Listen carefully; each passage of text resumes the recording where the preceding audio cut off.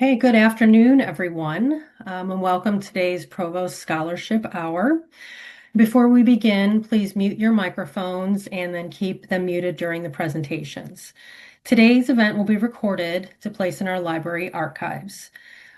To ask a question, use the chat or raise your hand, and we'll pause for Q&As in between the sessions and in between each presentation.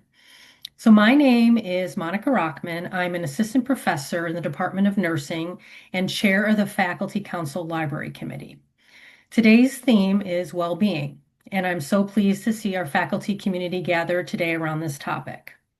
The Widener University Provost Scholarship Hour is a biannual event recognizing faculty, scholarly engagement, and cutting-edge intellectual contributions. Each event features lightning round presentations celebrating campus scholars and fostering a community of interdisciplinary collaboration. It is now my honor to introduce our provost, Dr. Mark Nicosia, who will introduce today's presenters. Dr. Nicosia, welcome, and thank you for your introduction of our speakers today. Thank you, Dr. Rockman, and thank you and the rest of the library committee for putting together another amazing lineup for our scholarship hour. So the first presentation, we have Dr. Susan Persia, an assistant professor in the Institute for Occupational Therapy Education at Widener. Her teaching and scholarship center on student well-being, mindfulness, and resilience, and she is especially interested in how innovative pedagogies can support professional development in occupational therapy. Dr. Persia is deeply committed to academic service learning, partnering with community organizations to engage students in meaningful projects that address disparities in health and mental health resources.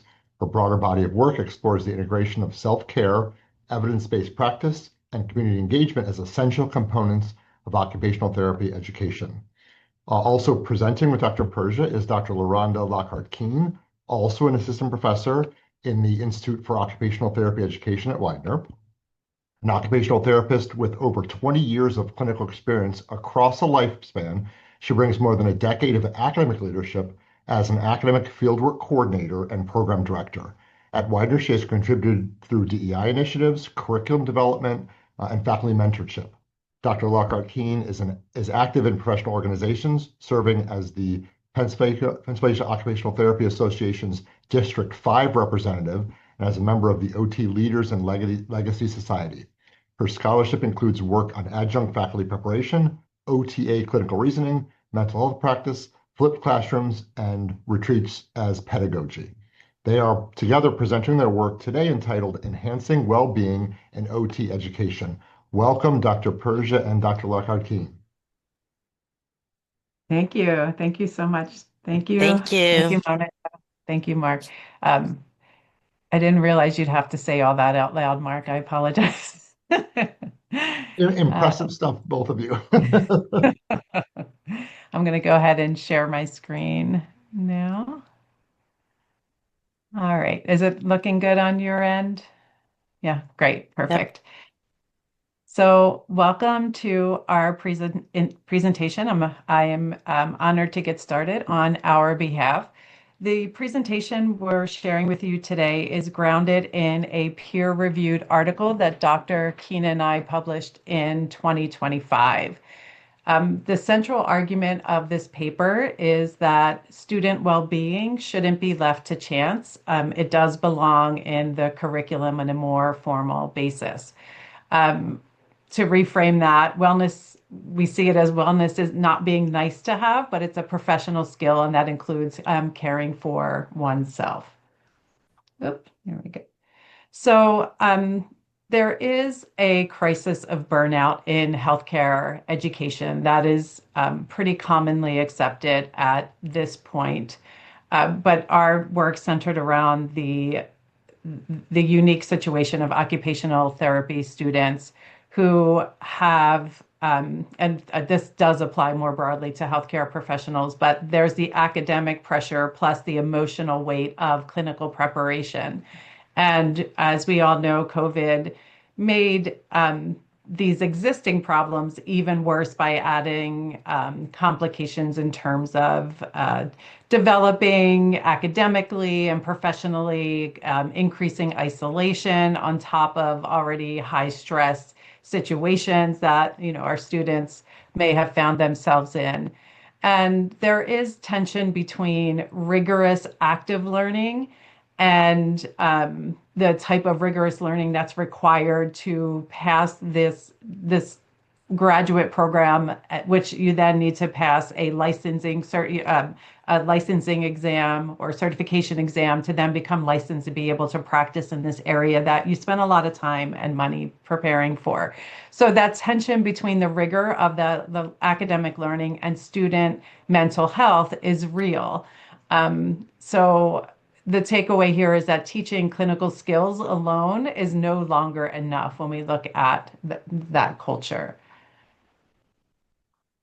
So what we did is we made this 3-hour immersive stress management retreat a required part of a course, an entry-level course in the occupational therapy program. So Dr. Keene and I co-taught occupational competence theory and practice in the first fall semester, and we had a compassion fatigue retreat embedded, and it was a required part of the course. So the key word here being required. So embedding wellness in this required course signals that it does matter, right? It matters to us as a department. We implemented this retreat with a single cohort of 23 doctoral students. And we, as I mentioned, it was 3 hours, so it's a modest time investment, and we put a lot of thought into it. Dr. Keene's going to go through each of the phases and the more specifics, but we did put a lot of investment in really infusing this 3 hours with take-home strategies. So just a quick overview of the theoretical framework that we used. This work was grounded in self-determination theory. The key components of that are presented here on the slide. So it gives the self-determination theory gives this intervention academic legitimacy, right? It's not just a feel-good retreat. And each of these pillars were mapped directly to the retreat design choices, including choice of strategies, representing autonomy, skill building, representing competence, and peer sharing related to the relatedness amongst the students. And Dr. Keene will talk a little more about these components. And then this slide here gives an overview of the overall structure. There were 5 phases that followed a deliberate arc that started with more centering internal work and slowly moved outward and ended with a commitment. So this progression actually mirrors good OT practice, right? Assess, intervene, and plan. And the structure prevented it from feeling like a passive spa day, right? Each phase had a clear pedagogical purpose that related to something that the students could take with them. So Dr. Keene is now going to talk a little bit more about the phases. Okay, and so we actually held our retreat at Subaru Park. After looking for places around campus, everything was booked. All of the spaces we thought would kind of give a calm, relaxing atmosphere. So we ended up doing this at the club level at Subaru Park. And so that first phase was centering and movement, and it was yoga and meditation. We borrowed the mats and the blocks from the gym. We hauled them over to the park, and really to get the students grounded and centered in the present moment. And then after we did the movement, we had the students do reflective journaling. So journaling about what the meditation was like for them, what did the movement do for them, the good, the bad, if they liked it, if they didn't. And then after having that journal experience, we discussed it as a class, and students shared what they liked, what they didn't like, what they do at home in terms of trying to manage their stress. And then we kind of shifted from that, what was your experience like, to gratitude, to kind of bring them into a more positive way and resilient way to kind of look at stress. Yes, I am stressed, but what can I be thankful for? And then after we did that gratitude journal, we had them journal again about the environment. What in the environment made you feel comfortable? Um, how was the space for you? Did you like it? And we also looked to where students gravitated to during the journaling. Were some students near, you know, a place that was more light or was a little bit more calm and dark? We actually brought in some things into the environment. We brought in plants, aromatherapy we had during this entire session. And in that space in Subaru Park, there's huge windows, there's natural lighting, there's a fireplace and string lights. And so we had them again journal about that and then again discuss as a cohort. And really to build awareness about how, spatial factors and sensory factors can affect our emotions. And through those discussions, excuse me, sharing their experiences really fostered not only collective wisdom, but cohort building. These students were in their first full-time fall semester together and not really knowing each other. So looking at this quote, hearing my classmates talk about stress made me feel less alone. Knowing that this stress as a graduate student is a shared experience. They are not the only ones, and feeling comfortable enough to be able to talk about that. And really normalizing that, yes, we are all struggling as not only graduate students, but also as faculty, because faculty did take part in this. And you can go to the next slide, Sue. And so then from those discussions, we went to what are you going to do now that you've learned this technique of meditation and movement and we've talked about the environment. What are you going to do to help to manage your stress, throughout the rest of the program? And so what we did is we gave students Post-its. They could use as many as they wanted to and write down ideas about wellness strategies, what they could do, and post them all around the room. They went with their journals and took notes on some things that were realistic for them. And then they had to write a goal, okay, to really implement this into their life. But not only write the goal, but look at the barriers that might play into them not being able to meet this goal of addressing their own health and well-being, and also identifying support systems that would help them meet the goal. And so moving from, doing something in the moment to thinking about the future. It was at a time where finals were going to be coming up and really relating that to what are you going to do during finals week, right? To help yourself through that time so you're not as stressed. And like I said, Sue and I as faculty, we participated in all of the steps in the discussions, in the journaling. Number one, to model the vulnerability, right? Showing that stress management is good for everyone and dismantling that hierarchy. Yes, we are your professors. We know there's a power dynamic, but wellness is something that we all have to do. So kind of putting us on a level playing field with the student and then just reinforcing that responsibility that self-care is not an indulgence. It's a necessity to your clinical practice because as healthcare providers, we cannot, as they say, pour from an empty cup and do the work that needs to be done without taking care of ourselves. And then we did, of course, want to look at, what was the impact of this retreat on the students. And so the students did pre and post surveys using a modified academic stress scale, as well as the Warwick-Edinburgh mental health and well-being scale. And what we found was that students perceived that they had a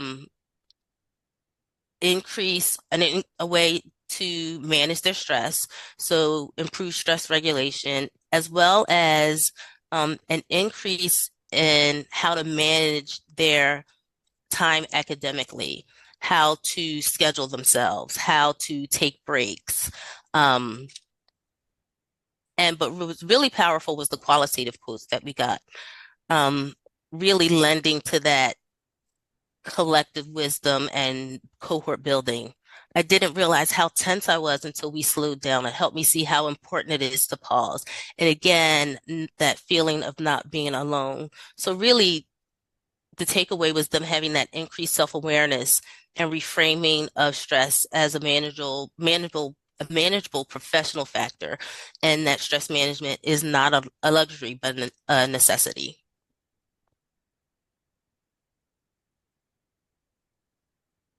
And and here we just mapped I won't spend much time here, but we just mapped the ACOTE standards to the retreat activities to really justify and show how they fit into the standards for the course.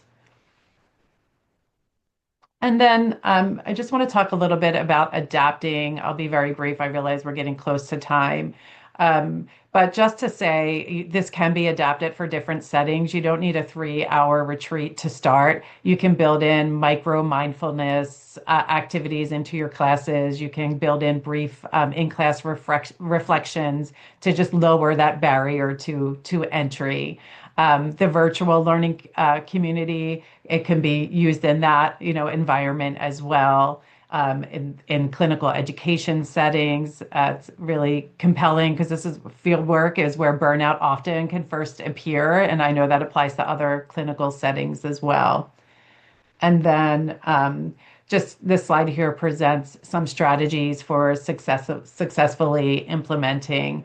And I think one of the things, and LaRonda highlighted that faculty participation, and I want to just highlight that. I feel like that was arguably one of the most important factors is, if leadership doesn't model wellness, right, the message can ring kind of hollow. So we found that was really important. And we've reflected in our syllabi statements, in our communication response statements. We really tried to reflect that self-care balance and model it in our own professional behaviors. And one thing I just want to highlight here is, in reflection, Dr. Keene and I reflected on one thing we might have adjusted. And one of those things was long-term tracking. We talked about, could we have used something like the goal attainment scale so that students could revisit their goals later to track their progress and kind of check back in with the goals that they set for their reflection. And then this slide here just summarizes the overall, feeling that we started the presentation with.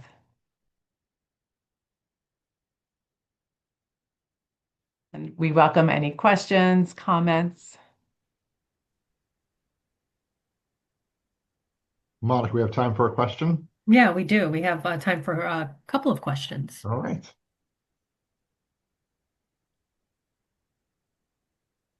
Any questions from the audience? Jane. Hi, everyone. Great presentation. Thank you. So important, so critical for not just OT students. We know that for sure, but probably many of our graduate programs. I'm wondering, you all only had 3 hours and you did a lot of different modalities, but what about, you did yoga, meditation. What about walking as another component of exercise? Because I know that we know that walking and being outside and grounding, I think foresting, when you get your feet in the grass, which, I just that's a great question. Yeah, that's a great question, Jade. And one of the things LaRonda had mentioned, the Post-it notes, and one of those on those Post-it notes where students they identified strategies that they already used to help them with self-care. So part of it was what they learned in the retreat, and some of it was what are they already doing, whether it's a Netflix binge, right? No judgment on what those things were, but what helps them self-regulate, decompress, so navigate the stress. And then and things like exercise, walking, things that they were already doing, and that's where that relatedness came in, because they were learning from each other. Like, these strategies are helpful. So it wasn't just what we covered in our retreat, but also what they shared with their peers. Great. Yeah, thanks for that question.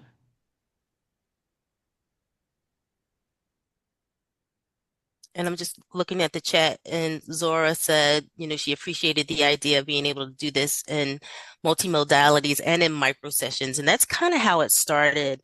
The first time we taught the class, just being interested in mindfulness, starting classes with mindful activities that related to the content that we were teaching. So, as an example, one of the things we teach is our occupational therapy practice framework, right? And it is like learning a different language. So we had students, have you ever learned a different language? What was it like for you?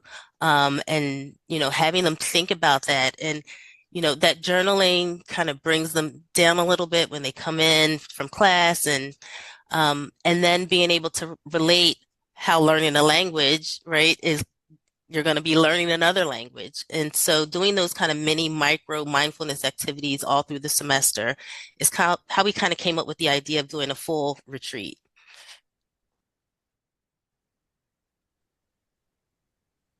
Great.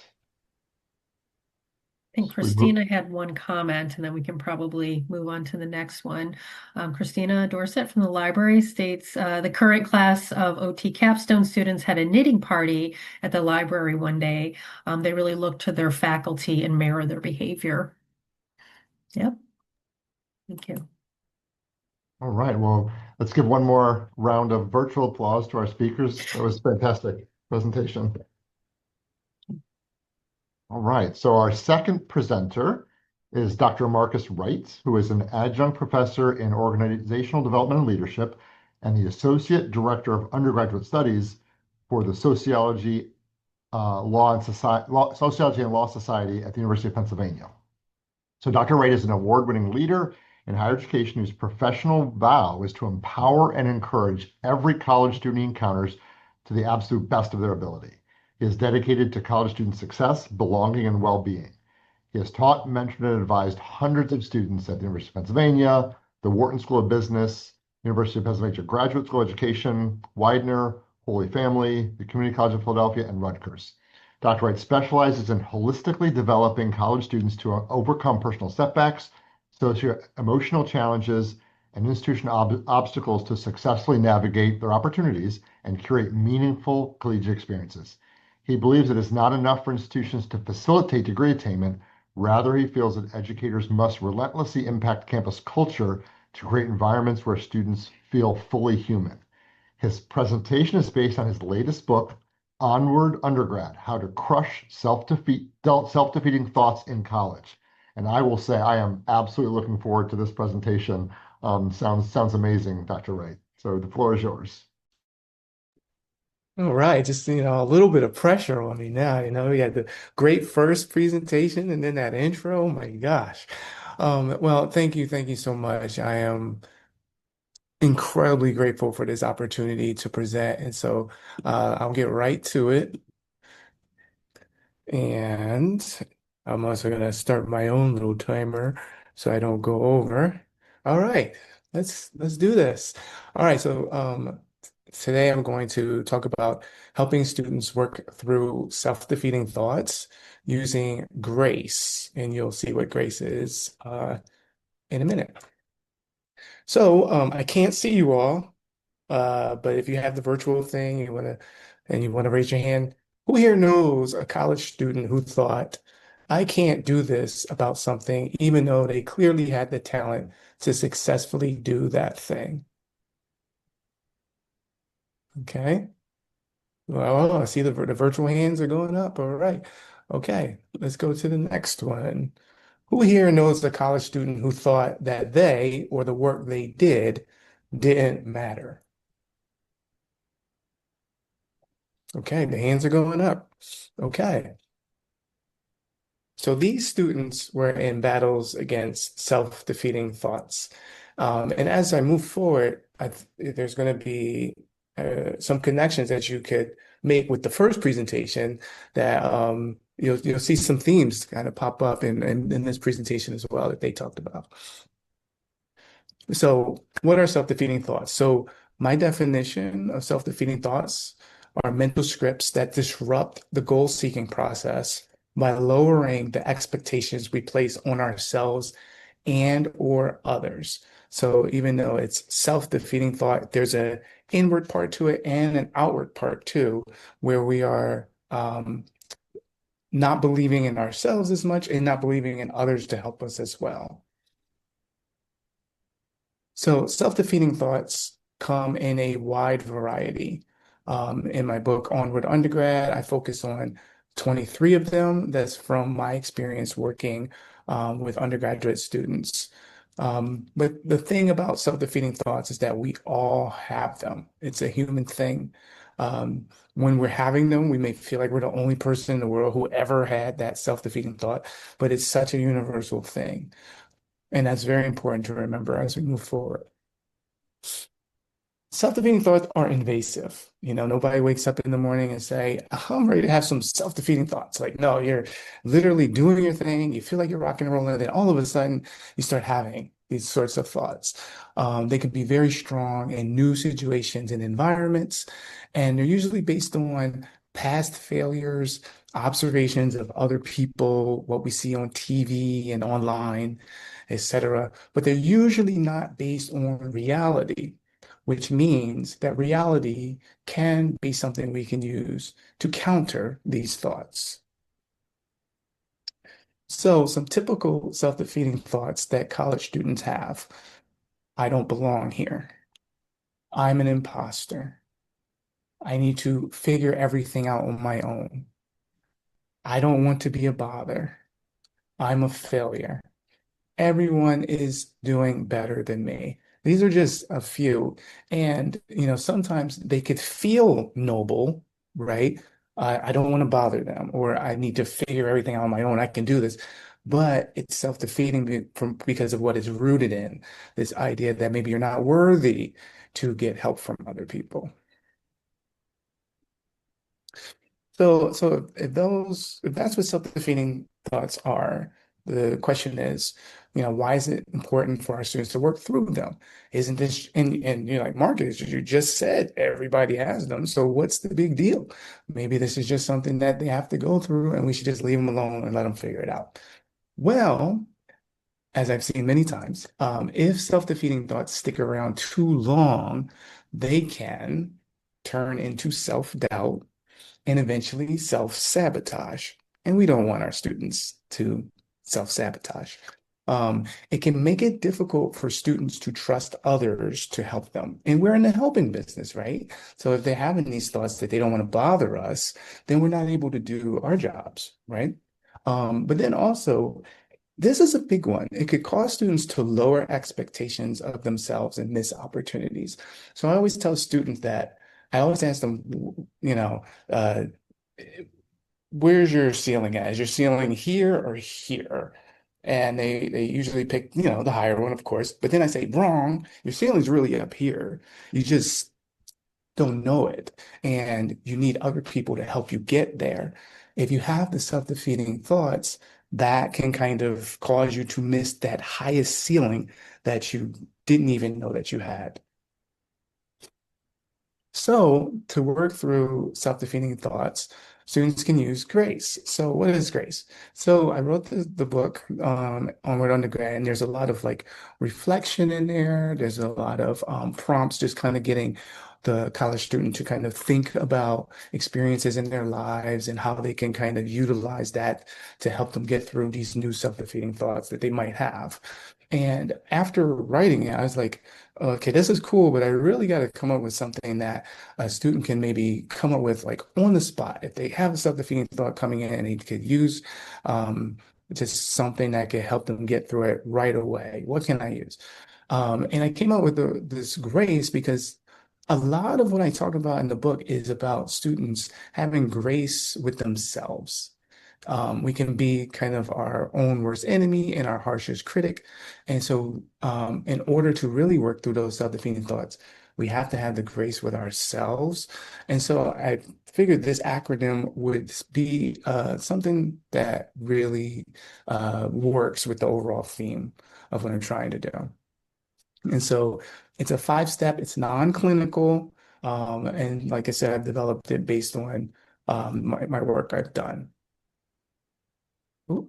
Okay, so here's what it stands for.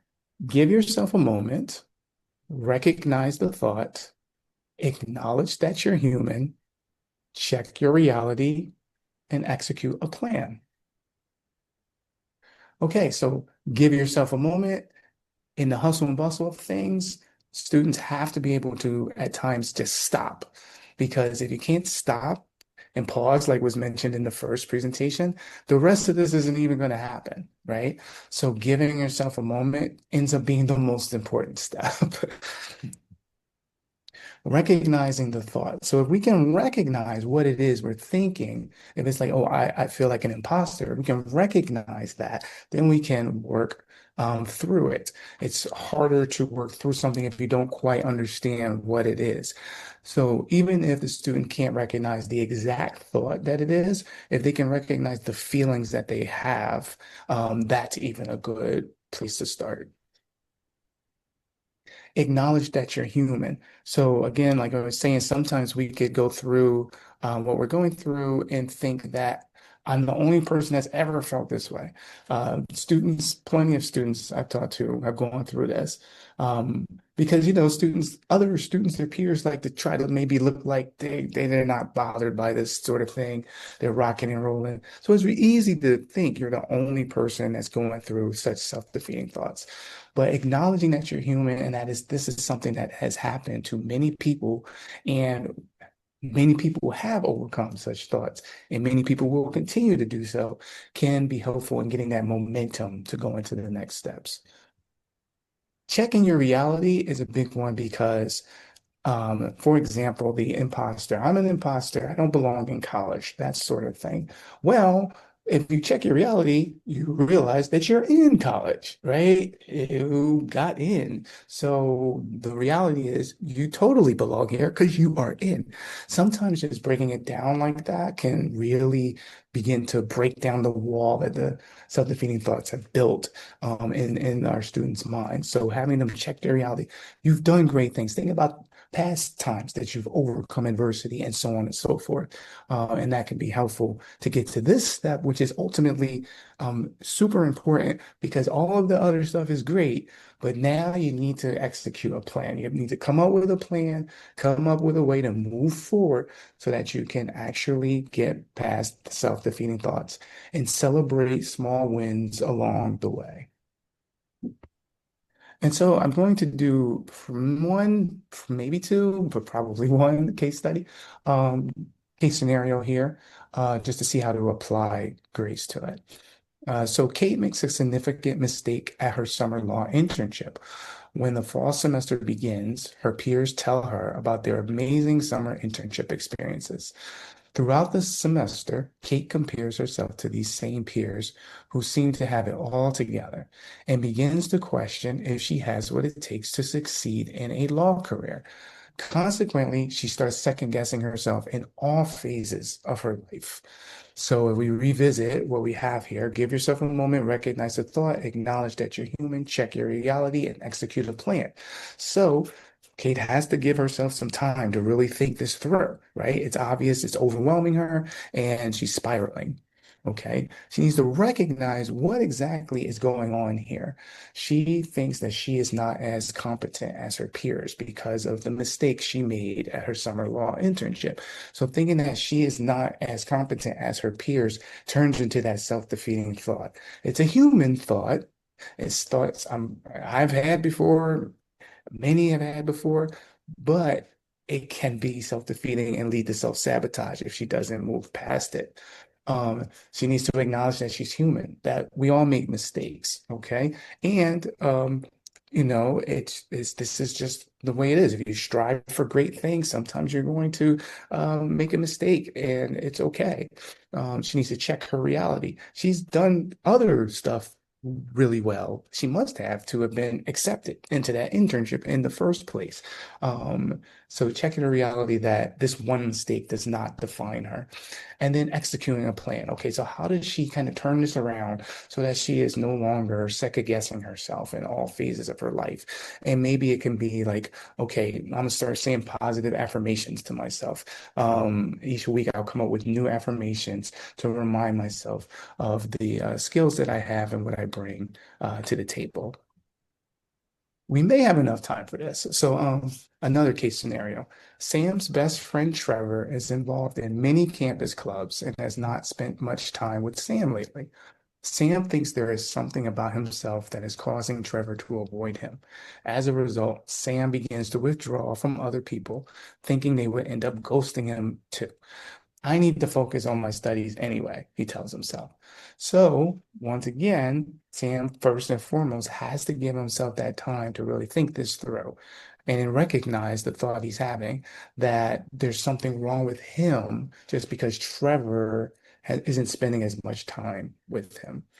He needs to acknowledge that he's human. Yeah, he's hurt. He's friends with Trevor, and the fact that Trevor's not spending much time with him anymore, it hurts. And it would hurt mostly anybody if that sort of thing happens, and that's okay. But he needs to also check his reality that he's in an environment with many other people that he can connect with, and just because him and Trevor are not gelling like they used to doesn't mean automatically everyone else is going to treat him the same. Also, just check the reality that Trevor's very involved as well. So maybe their relationship has to kind of adapt a little bit to that. And then executing a plan, how is he going to go about kind of getting past this point of isolating himself? What kind of strategies can he use to meet other people, or like I said, kind of adjust his friendship with Trevor? So how can we help students use this? We can do that by, we can work through it with them. If you're working in some advisory role or support role with a student, we can actually kind of go through these steps with them as you kind of workshop a way to move forward past self-defeating thoughts. We can model it for them. So in the first session was talking about the importance of faculty showing that they are trying to attend to their wellness as well. So modeling this, like talking to them about our maybe self-defeating thoughts that we're working through using this process. We can assign it to them based on the specific self-defeating thought they're having and say, okay, go ahead and think about how you can use this grace method to work through that specific self-defeating thought. And let's meet in a month or so and talk about it. And also, we can train peer advisors. Students, they definitely want to model after faculty, but they're also very much wanting to know, how are their peers handling the stressors of college. And if we train peer advisors, they can kind of share some of those strategies. Once again, this was my book on what undergrad, how to crush self-defeating thoughts. And so it focuses on specific self-defeating thoughts and how students can develop plans to work through them. I hope that you all found this interesting, and I'm more than happy to talk about the book or the method, anything. Just really grateful to have had this opportunity. Thank you. All right. Well, I will open it up for questions, but just want to kind of comment that this is not only relevant for students, but probably for a lot of us that have had these kind of thoughts. So I actually applaud you for kind of this framework, because I think it is great the work you've done with students, but I think it also has brought applicability for many of us probably in the room today. So thank you for the presentation, Dr. Wright. I'm going to open up for questions. Questions or other comments? LaRonda. Hi, I don't have a question, but more than it's a comment. I know for myself, I always tell my students, give yourself grace, and not with really any action plan behind it. So I think this framework, I really like it because it gives an action plan and it gives the students something to work through, and it's not passive. right? Where the student is like, okay, I can be a little nice to myself, but those thoughts come back. But yeah, I just like the framework. I really like it. So thank you for sharing. Yeah, thank you. And I think, I really appreciate that feedback. And one of the things that has helps me to work with students is just how much like them I am, in terms of like the same kind of struggles that you've gone through, I've gone through as a student, but I continue to go through and continue to work through, as a higher education professional. And so sometimes it's a matter what I've realized is that sometimes I use this on myself. And I'm like, okay, let's do the grace thing. Ever since I kind of developed this, I'm like, oh, let me use this on myself because it's just a matter of, um, it's so much of it is like from within. It's just trying to not be so hard on yourself and realize that we're all just trying our best each day to make it to the next step. So I really appreciate that feedback. And Dr. Ray, if you just take a quick look through the chat, there's been a lot of comments about people kind of going to go out and grab this book and and thanking you for an incredible presentation. Well, thank you. We have time for one more question. So Molly. Not a question so much. I don't want to be the person. I'm not a question, but a comment. But Mike, just so that everybody knows, I have literally we are buying the book right now to add it to the library collection, in particular our student success collection. So give us a little bit, give us a little bit, and it'll be available to the wider community. What a great final comment, Molly, for this presentation. I love it. Thank you. Great. Thank you, Dr. Wright. All right, so I'm pleased to introduce our final presenter. Melissa Mroz is a therapist, educator, and performance coach advancing well-being through breath, movement, and neuroscience. She holds an MS in yoga therapy and a BS in recreation therapy with over 15 years of experience spanning inclusive recreation, elite sports medicine, and neural performance training. At Widener, she serves as assistant men's soccer coach, director of wellness and mental performance, and yoga science instructor, integrating neural performance training across athletics and academics. She is also the founder of Inspired Athletics, and international presenter and continuing education provider. Melissa's work is fueled by her recovery from a traumatic brain injury at 18. Wow. She's presenting her work today titled The Key to Wellbeing, Connection as a Conscious Classroom Practice. Welcome, Melissa. I'm looking forward to your talk. Hello, friends. How are we today? It is a gift to be with us, to be with you all. Let me share the screen. Ta-da!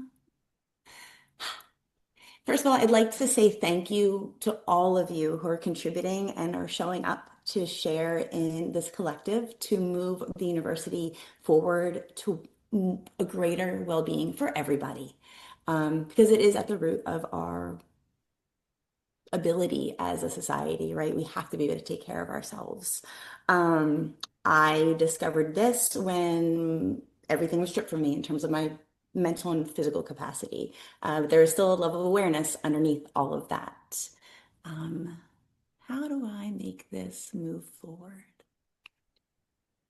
There we go. So may I ask, by show of hands, how many of you have noticed in your years here that our students are becoming a little bit more disconnected, more anxious, having more mental health things and physical things going on? Yeah. I've had the great gift of being at Widener for a decade now, starting with working with the football team and now actually coming full circle, being on staff with them this season, which is very exciting. But something I've noticed is, like you all, this disconnection, right? As a society, we are plagued with chronic stress right now. The level of distraction that is very intentionally being thrusted upon us is, we're not able to escape that. But what we can do is integrate practices that help us self-regulate. to balance out this technological overload, right? Which is really causing, I don't know if anyone else has heard the term digital dementia. When we are using these technologies, we're outsourcing our own internal ability, and it's actively degenerating the brain. So I teach yoga here, which is the science of consciousness, bridging the mind and body toward and supporting union, supporting a sense of awareness and our own consciousness, and that being our ability to navigate the world in an intentional way for not only our own well-being, but for the well-being of all. Because the truth is, we're all connected at the most fundamental level. In yoga, we talk about life force, and we can loosely equate that to even the breath we breathe, right? We all draw the same breath in, and we release it back into the shared space. So something at the very root, I am sharing the yoga practice, the breath practice, the physical practice to support structural alignment, to support self-regulation. But what I've noticed through my years is that through the reflection paper that I asked them to handwrite at the end of the semester, that there's something even more that is positively influencing their progression through what we're learning together, right? Because innately the breath and the physical practice is supporting them, and they're getting stronger physically and mentally. And I find it very interesting too. Another show of hands, how many people do you notice when your students come in, are they right on the phone? Or how are they sitting? And how are you sitting right now? Are we slouching or are we sitting up? These are maybe seemingly small details, but they're actually very, very important. From the how we're holding our body to how we are breathing, we are guiding and training our nervous system, which it can go in one of two ways, right? We can go in this parasympathetic state where we feel safe, we feel connected, or we can move into this sympathetic state where we tend to associate that with more stress. We can think about that as a change in homeostasis, not necessarily good or bad, but just a change, which can be challenging for people if we haven't developed a skill set to feel safe within our body, recognize our capacity, and to navigate challenges advantageously and adaptively. So what I do to begin class, which I think could be a very powerful thing to integrate, is how we begin the class. We all sit in a circle, so we're eye to eye. I have each person introduce themselves to take roll, but we ask them to sit up tall first, right? Align the spine, because essentially our nervous system is throughout this entire system. We are like an antenna for our external world. And we take a deep breath together, and then they announce themselves, which is kind of an interesting thing because they're not used to doing it, right? But that's a life skill, to introduce yourself loudly, confidently, clearly. And then we all enthusiastically say, hello, whoever, which at first they are so nervous because they're not used to receiving a hello. So often in life, people walk into the room, they're not even acknowledged, which is a problem, right? It is affecting our sense of belonging, our sense of connection with ourselves and each other. And at the base, we need that. We are a social being at the very root of our existence. So we do that. And then we ask a value-based question. Now, this does take some time, about 10 minutes, and I know everyone's strapped for time. There's so much content that we want to share. I mean, I know that's the truth for me. I've been studying this for almost 20 years now. There's so much information in the science of yoga and Ayurveda, which is its sister science, that I would love to be able to share, but if we recognize that how we are feeling within ourselves, how we're connecting with ourselves and how we are connecting with each other, how we're identifying is really, really crucial to their learning experience. It's not really an option anymore. So I'd like to share a couple of examples of prompts. At the beginning of class, they say their name, I ask what their major, and what do they hope to get out of this class, which is good for all of us as educators to get to know our students better. They're not just a name. I know we naturally get to know them, through the course development of our own topics of interest. But what else is fueling them, right? Something that they're proud of, something that they've accomplished, something of value that they have in other people. What qualities do they look for in friendships? What makes them feel happy and alive? What recreational activities do they participate in? What's something that valuable that they've learned from a caretaker? And the last class, we always do, what is a dream or vision that they have for their life? And at the end of that, I encourage everyone we clap and we cheer and we have a discussion about the importance of supporting one another. Now, the students are always welcome to pass if they can't think of an answer right away, because they always have autonomy in the physical and the breath and the physical practices that they do. If they need to just sit or lie down, they always have the space to do that. And they have the space to, pass on a question, but usually they come right back and they want to participate. And what I have found in my years is that this enhances their sense of community. They stop when they come into the class, they're not on their phone right away at all, actually. They start just talking with one another about things that are deeper and more important than just what they're watching on TV. That it's not just pop culture level conversation, that they're actually getting to know one another as people. And it's really fascinating, the friendships that I've watched develop, the way that they've supported each other, even just acquaintances supporting each other with different classes, because a lot of them share classes, a lot of them end up sharing interests, and they would have never known that if we hadn't started implementing this.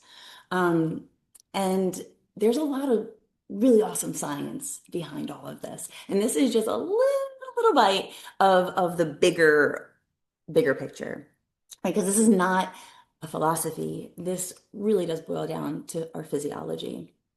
How we breathe regulates the nervous system. It is the linchpin to every physiological process in our body. It supports the development of our brain waves. It supports biorhythm coherence and ultimately our homeostasis, which is what this instrument is always working towards. Our mind and body are our greatest instrument. This is our home. This is our vessel, right? And so few people understand how it works, right? We take anatomy and physiology, but we don't always link it together in a way that's functional, right? Most people know more about their car than they know about this thing. And it's important so that we're able to take care of it. When we learn to self-regulate, we open up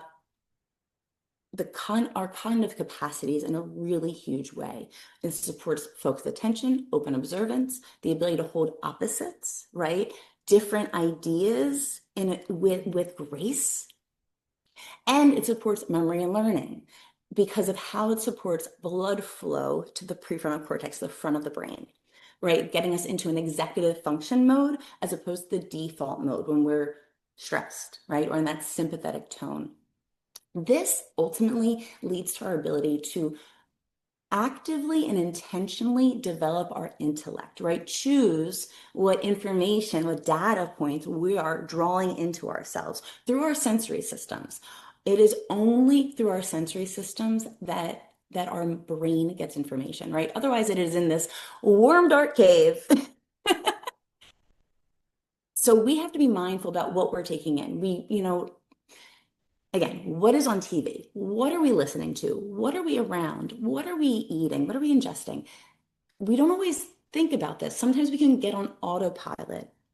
It is through the practice of yoga and integrating these small little steps. Just take a moment, sit up tall, take a breath, get yourself to be in a space of presence, of ease, right? And then we can start to come at life with a level of clarity, which gives us a bigger sense of confidence, right, as we move forward. So, because then at that point, we know that we can handle anything that's ahead of us. We've handled everything that's happened already, and we certainly have the confidence to handle things adaptively and advantageously as they come. right? Nothing's set in stone. We're always adapting and learning. And that's part of resilience. Um, our posture is an important key in this because how we hold our body informs our mind as well.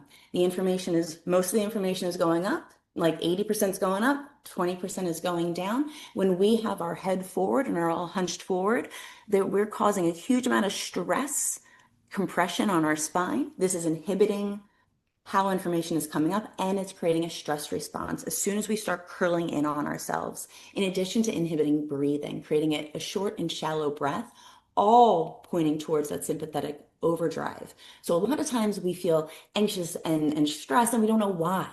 And it's simply because of how our physiology is responding to how we are consciously holding it and breathing, navigating and directing the life force with the breath within ourselves, which is something we can all start to attend to.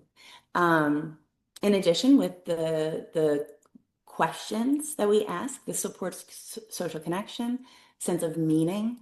This supports emotional processing.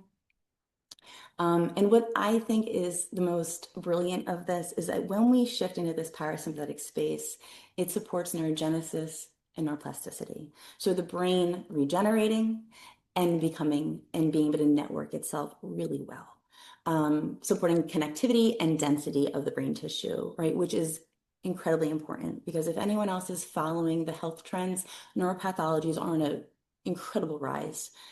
And I really do believe we can get ahead of this with right practice that supports our biology.